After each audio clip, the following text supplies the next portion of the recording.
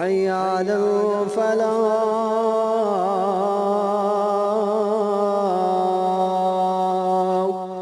يا أيها الذين آمنوا كتب عليكم الصيام كما كتب على الذين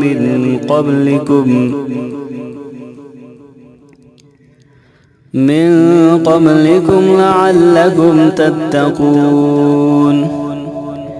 أياما معدودات، فمن كان منكم مريضا أو على سفر فعدة من أيام أخر، وعلى الذين يطيقونه فدية طعام مسكين، فمن تطوع خيرا فهو خير له، وأن تصوموا خير لكم إن كنتم تعلمون.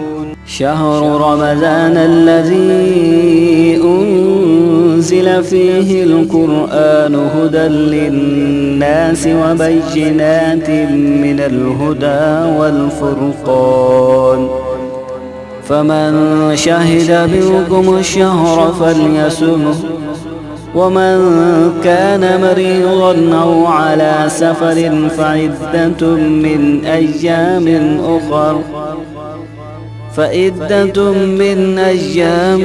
أخر يريد الله بكم اليسر ولا يريد بكم العسر، ولتكملوا العدة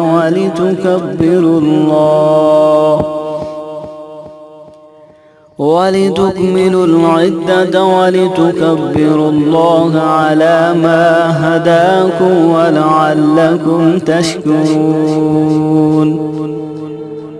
وإذا سألك عبادي عني فإني قريب أجيب دعوة الداع إذا دعاني، فليستجيبوا لي وليؤمنوا بي لعلهم يرشدون.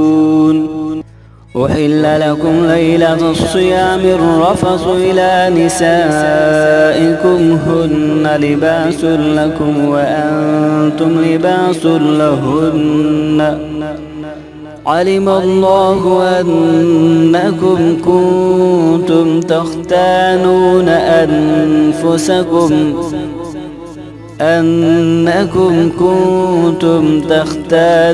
أنفسكم فتاب عليكم وعفى عنكم، فالآن باشروهن وابتغوا ما كتب الله لكم، وكلوا واشربوا حتى يتبين لكم الخيط الأبيض من الخيط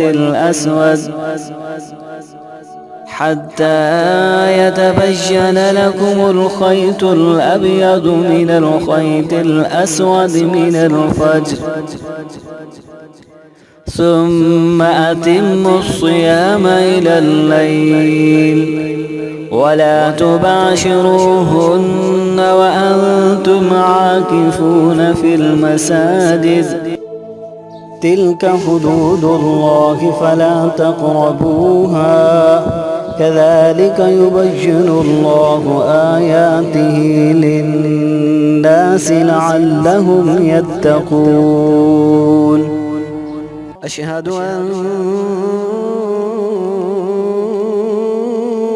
محمد رسول